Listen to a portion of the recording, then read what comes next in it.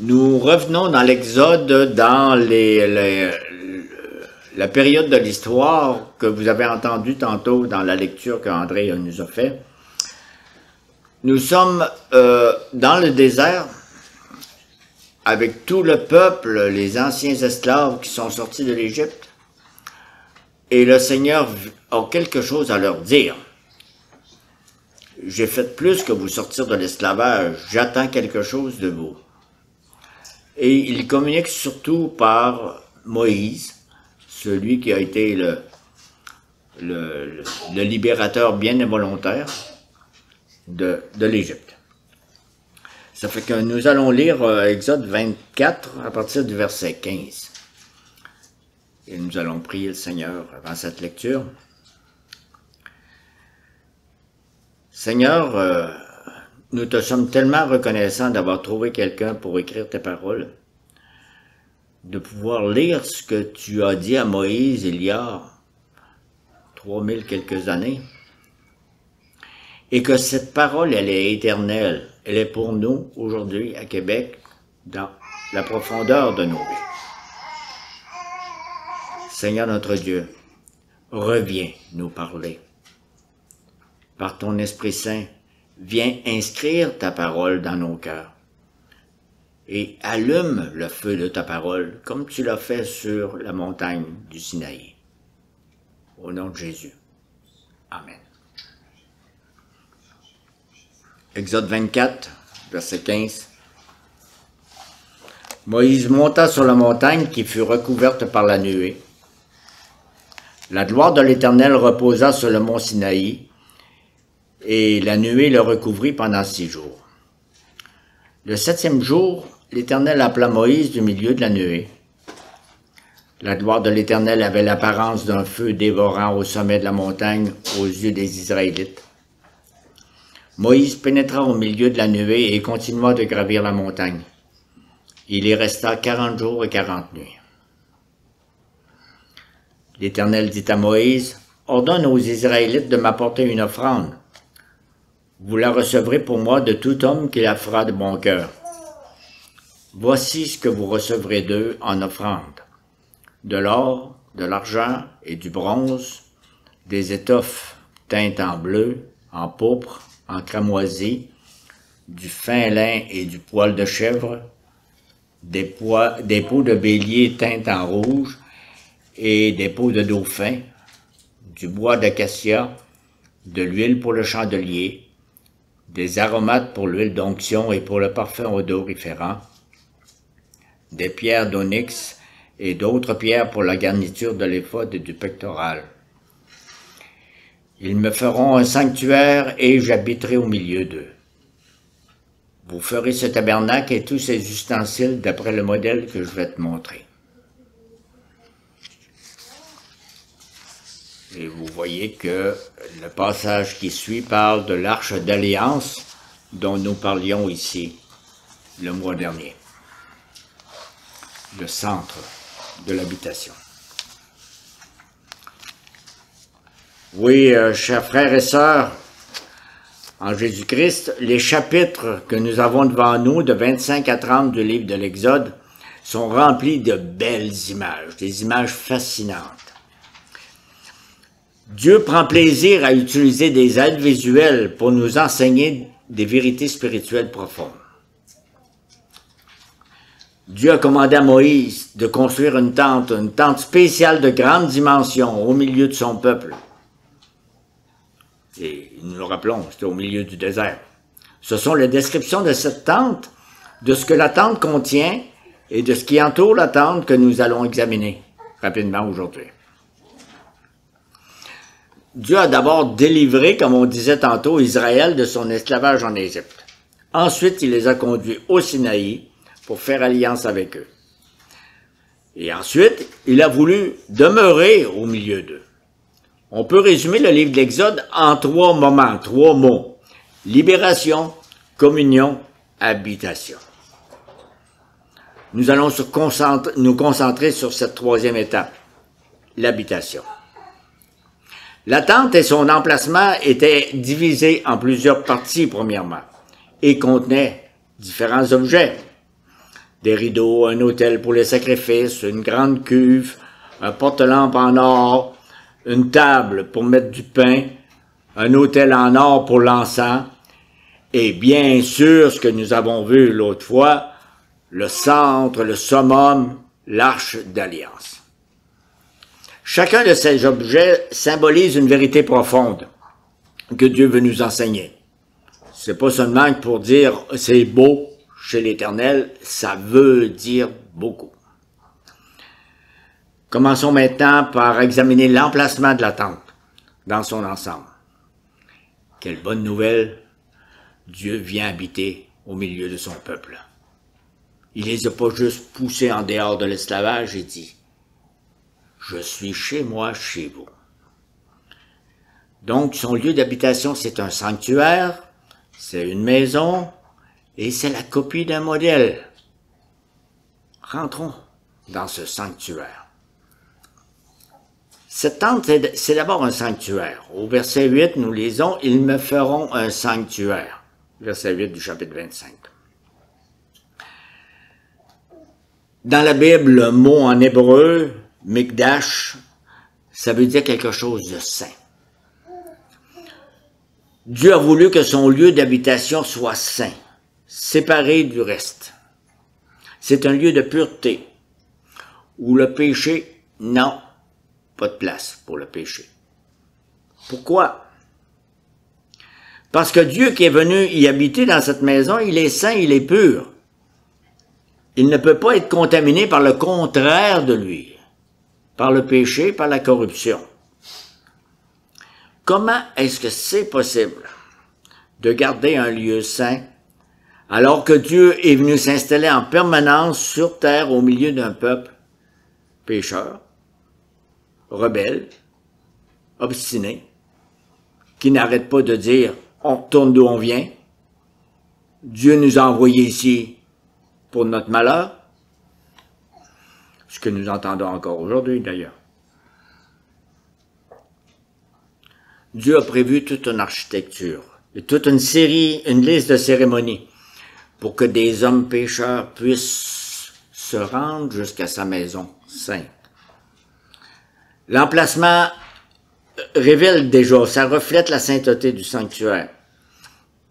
Et puis, quand on arrive justement dans cette maison, on peut déterminer toute une série de cercles concentriques, des cercles de sainteté. D'abord, la tente était placée au milieu du campement du peuple. À l'extérieur du camp, c'était le monde impur, païen. À l'intérieur, c'était la nation sainte d'Israël. Et sainte, dans ce sens-ci, ça veut dire consacré, c'est à moi.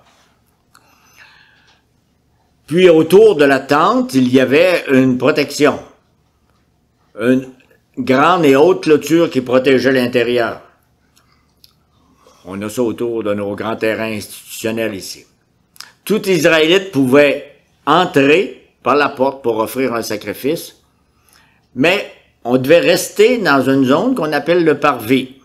C'est la zone où tout le monde peut aller avec des conditions. Les membres de l'Alliance n'avaient pas le droit d'aller plus loin que le parvis. Ensuite, il y a le lieu saint, séparé du parvis. Et ceux qui rentraient là, c'était les sacrificateurs, qui pouvaient y rentrer pour faire leur travail. Et en troisième lieu, il y avait au fond tout à fait le lieu très saint, séparé du lieu saint par un voile épais. Et on l'a vu la dernière fois, c'est séparé, et ça contenait l'arche de l'Alliance. C'est là que Dieu manifestait sa présence et sa gloire, avec des grandes conditions. Pas n'importe qui rentrait, seul le souverain sacrificateur, pas n'importe quand, une fois par année, le jour de l'expiation. Autrement, le reste du temps, et pour toute autre personne, le lieu très saint était zone interdite. Un grand cercle rouge avec une barre diagonale, sous peine de mort. Et plus on s'approchait de cet endroit, du cœur du sanctuaire, plus le lieu devenait saint, dangereux, difficile d'accès. Même les matériaux dont on a parlé tantôt, oui, dans notre texte, les matériaux, la couleur des objets symbolisait les différents cercles de sainteté. La grande clôture dont on vous a parlé, ce qui est plus grand, était blanche. Autour du lieu saint, la toile était recouverte de poils de chèvre à l'extérieur. À l'intérieur, elle était beaucoup plus riche, beaucoup plus belle, avec du violet, du pourpre, du rouge écarlate, des broderies en or, comme si on entrait au ciel. Et puis, le troisième endroit, le lieu très saint, là, tout était recouvert d'or. Tout brillait de gloire et de pureté, comme dans la présence même de Dieu. Oui, ce lieu était vraiment un lieu saint, comme le ciel descendu sur terre. On a toute une série de symboles maintenant. Aujourd'hui, on n'a plus les symboles, on a juste les enseignements. Qu'est-ce que ça nous enseigne à nous, à Québec, à l'Hôtel Universel? Que Dieu est un Dieu saint. Il est d'une pureté éclatante, d'une sainteté parfaite. Le sanctuaire, c'était une démonstration bien visible de la sainteté de Dieu. Tout Israël pouvait voir ça en plein milieu du camp et trembler. Mais c'était plus que, je m'approche pas, j'ai peur, le sanctuaire était aussi une démonstration visible que le peuple de Dieu doit être aussi saint que celui qui demeure dans cette tente. Dieu a voulu habiter au milieu d'un peuple saint. Méchant défi. Et l'Éternel le dit dans Lévitique chapitre 11, « En effet, je suis l'Éternel votre Dieu, vous vous consacrerez et vous serez saints, car je suis saint. Et vous ne vous rendrez pas impurs par tous ces reptiles qui rampent sur la terre. En effet, je suis l'Éternel qui vous ai fait sortir d'Égypte, pour être votre Dieu, et vous serez saints, car je suis saint. » On le disait tantôt, aujourd'hui, cherchez plus ce que je viens de vous décrire. La tente de la rencontre n'existe plus. C'était quand même autrefois une image d'une réalité d'aujourd'hui. C'est une image de Jésus-Christ. Jésus est descendu du ciel pour venir habiter au milieu de nous sur la terre. Jésus est parfaitement saint et pourtant, il s'est abaissé à vivre au milieu d'un peuple pécheur. Quelle humiliation pour le Dieu saint de venir dans notre condition humaine corrompue. Une fois son travail terminé sur terre, Jésus est remonté au ciel dans sa gloire. C'est pas fini. Il nous envoie son Esprit Saint. L'apôtre Paul nous l'a dit tantôt quand il parlait aux Corinthiens. Il dit, « Ne savez-vous pas que vous êtes le temple de Dieu et que l'Esprit de Dieu habite en vous? » Il y a encore un temple de Dieu ici. Oui, l'Église est le temple du Saint-Esprit. Nous sommes le sanctuaire de Dieu, là où Dieu a choisi de faire sa demeure sainte sur terre. Pensez-y un instant. Le Dieu saint habite en personne au milieu de nous, il habite en nous, dans nos cœurs. Quelle réalité profonde et glorieuse. Nous vivons déjà, comme dans la tente et le lieu très saint, nous vivons déjà le ciel sur la terre, du moins en partie. Alors, si c'est comme ça, quelle devrait être notre vie, notre conduite, nos pensées? Nous sommes le peuple saint de Dieu, appelé à vivre dans la sainteté. Et même l'apôtre Pierre s'en sert de ce passage-là.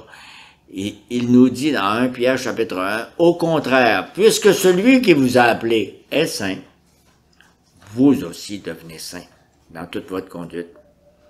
En effet, il est écrit, parce que là, il revient dans Lévitique, « Vous serez saints, car moi, je suis saint. »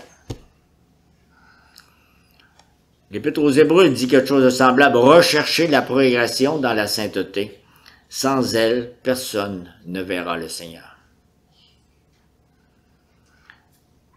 Chers frères et sœurs, recherchons-nous de tout cœur notre sanctification? Si nous ne le faisons pas, nous ne pourrons pas voir Dieu. Nous sommes installés, l'auto arrêté, sur la position Pâques. Nous avons été déclarés saints, mis à part pour Dieu. Est-ce que nous nous efforçons de devenir ce que nous sommes, de devenir saints dans toute notre conduite, par la puissance de son esprit? Est-ce que nous sommes une démonstration visible de la sainteté de Dieu? Si Dieu a pris tant de soin à la fabrication d'un sanctuaire fait en bois, en peau de chèvre, en bronze et en or, ne prend-il pas encore plus de soin à nous transformer pour que nous devenions purs, un temple saint, plein de gloire et de beauté pour Dieu? Dieu n'a pas fini son travail de sanctification, même si le temps de la rencontre n'est plus là. Ça nous emmène dans une deuxième notion. Cette tente au milieu d'Israël, c'est pas juste un sanctuaire, c'est une maison. Ils me feront un sanctuaire et j'habiterai au milieu d'eux. Et au verset 9, le verset suivant, le mot tabernacle signifie plutôt une habitation, une demeure. C'est un mot légèrement différent en hébreu. Dieu voulait avoir une maison pour demeurer au milieu de son peuple. C'est ce qu'il fait encore avec son Église. Il vient demeurer avec nous. Mais qu'est-ce que ça veut dire? C'est beau à dire et à répéter. Dieu est infiniment grand. Il est impossible de l'enfermer dans un lieu précis et de barrer la porte. Le roi Salomon, quand il a construit le grand temple de l'époque, il le savait très bien. Et il dit au moment de consacrer, de bénir ce temple, mais quoi? Dieu pourrait-il vraiment habiter sur la terre? Puisque ni le ciel ni les cieux des cieux ne peuvent te contenir, cette maison que je t'ai construite le pourrait d'autant moins.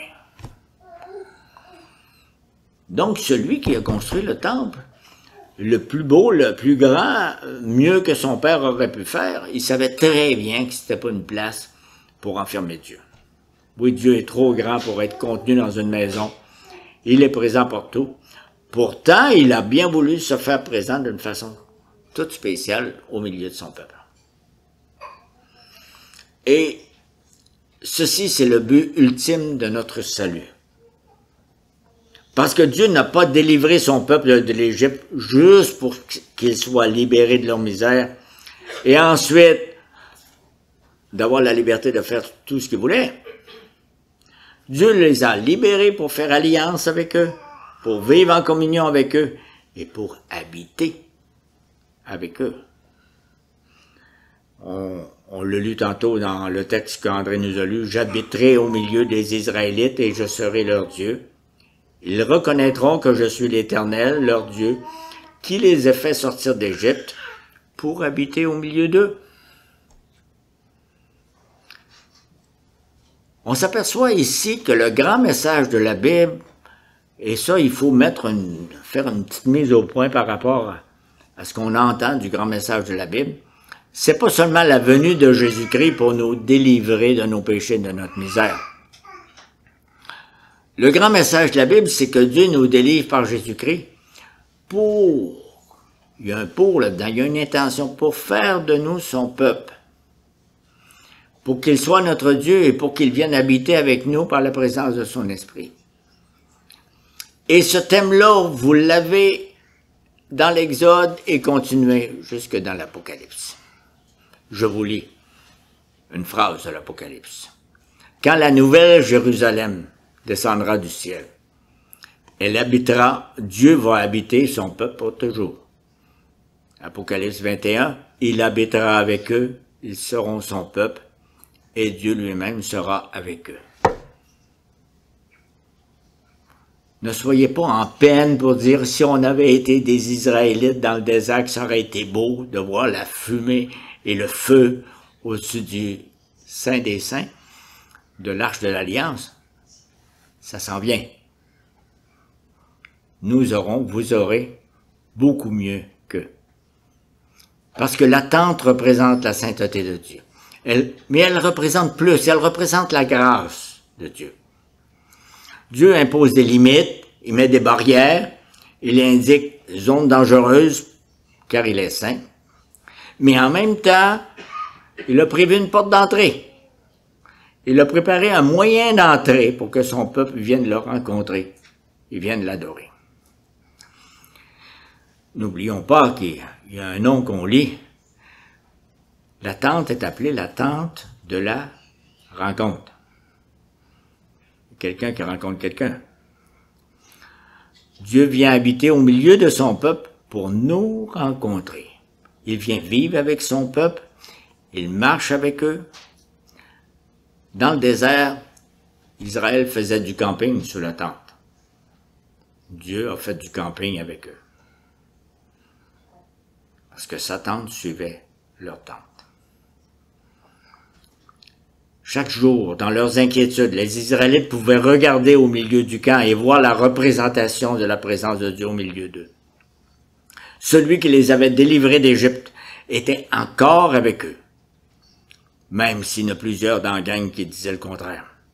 Le même feu qui les avait protégés des Égyptiens quand ils traversaient la mer et qui était descendu sur la montagne du Sinaï était encore là sur la tente. Tout Israélite pouvait entrer dans le parvis et venir adorer son Dieu. Il fallait que chacun passe par les bonnes conditions, et la clé de la serrure, c'était d'emmener un animal en sacrifice pour ses péchés, ou une offrande pour remercier Dieu. Les sacrificateurs en lien entraient dans le lieu saint, l'autre partie de la sainteté, et dans le lieu très saint, une fois par année, pour les représenter. C'est là que Dieu rencontrait son peuple dans la tente de la rencontre.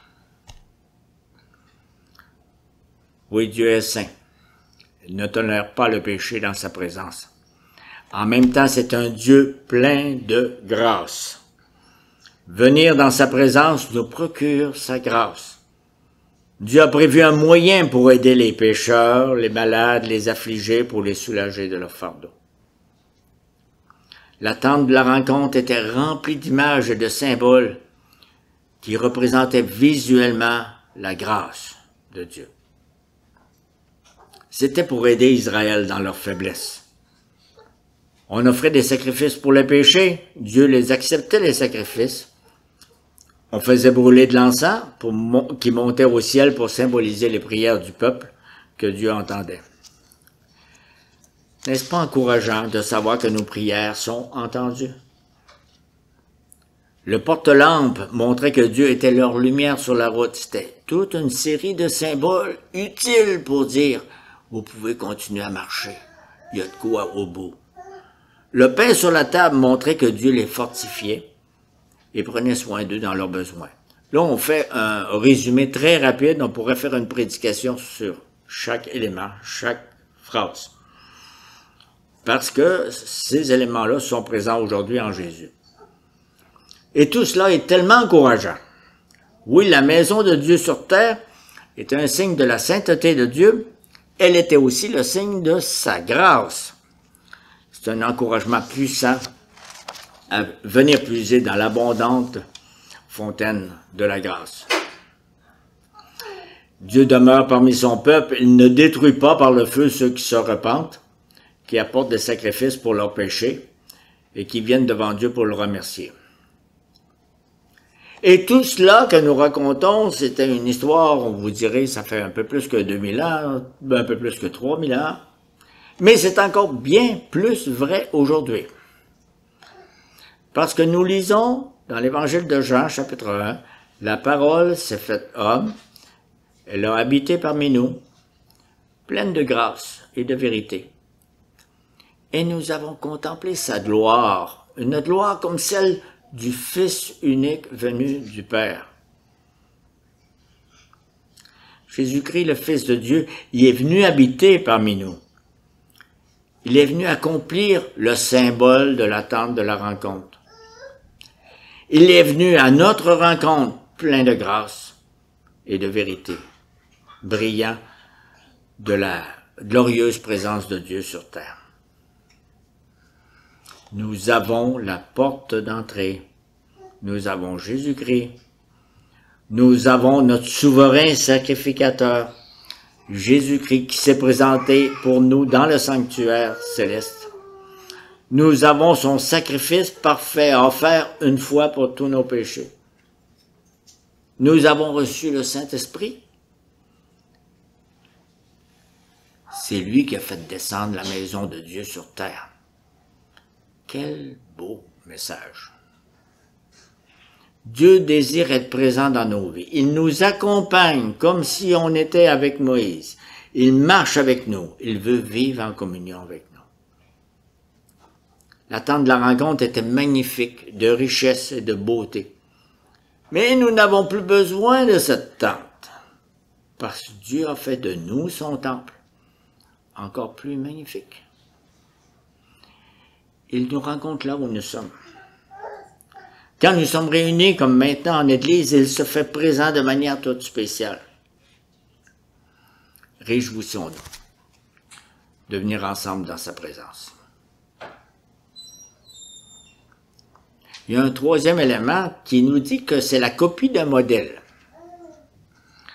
Cette tente au milieu d'Israël est la copie d'un modèle. Il avait dit à Moïse, au verset 9, « Vous ferez ce tabernacle et tous ses ustensiles d'après le modèle que je vais te montrer. » Et au verset 40 du même chapitre, il dit « Regarde et fais tout d'après le modèle qui t'est montré sur la montagne. » Avant de construire une maison, on fait un plan. Dieu est l'architecte de sa maison. Il a pris soin de révéler à Moïse le plan précis de toute sa maison. La grandeur des pièces, la disposition du mobilier, le type de matériaux, les couleurs de chaque objet, les ornementations des draperies et plein d'autres détails.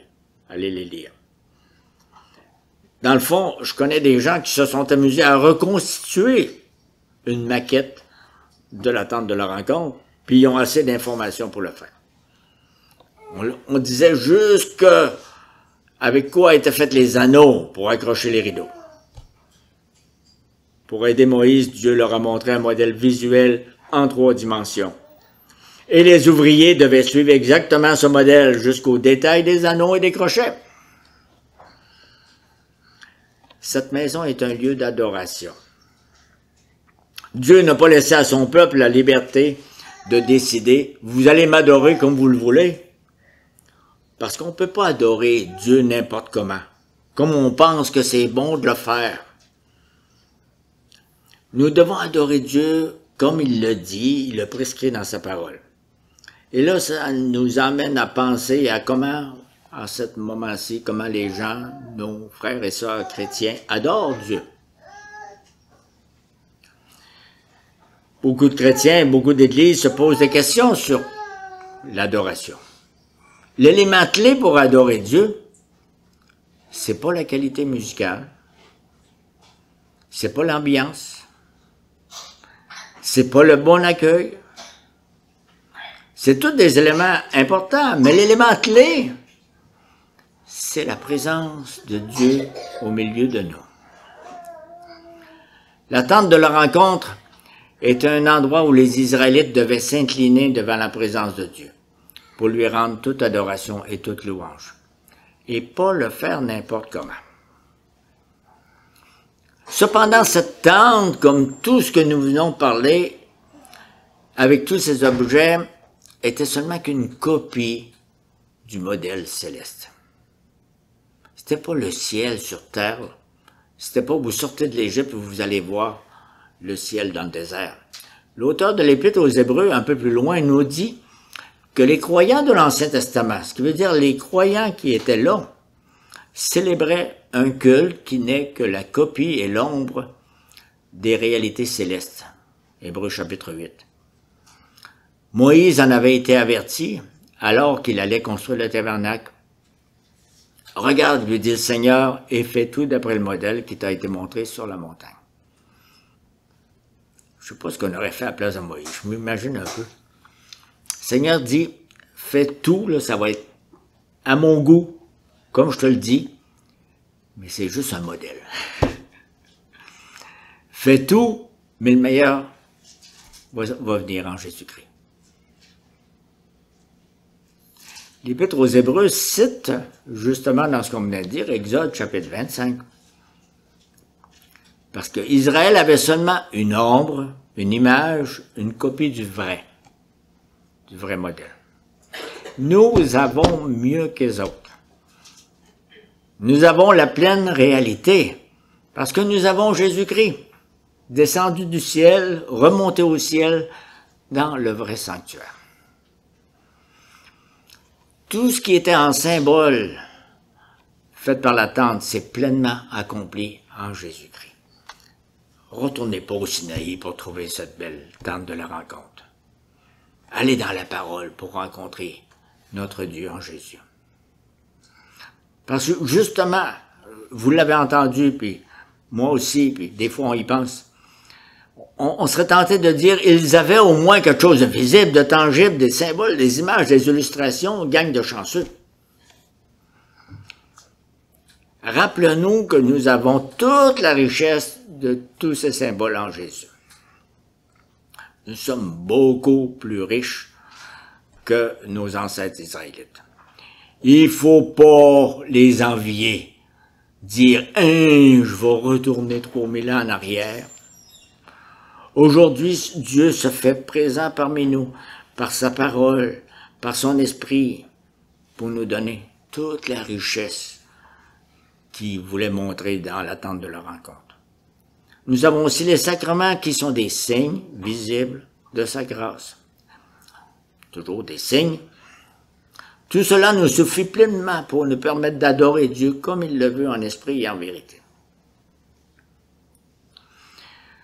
Le psalmiste de l'Ancien Testament, il disait au psaume 42 que nous pouvons prier comme une biche soupire après des cours d'eau. Imaginez, là, la biche dans le désert à soupir, des jours et des jours. Comme une biche soupire après des cours d'eau, ainsi mon âme soupire après toi, ô Dieu. Mon âme a soif de Dieu, du Dieu vivant. Quand donc pourrais-je me présenter devant Dieu? C'est avec ces paroles que nous allons nous préparer à célébrer le repas du Seigneur dans sa présence.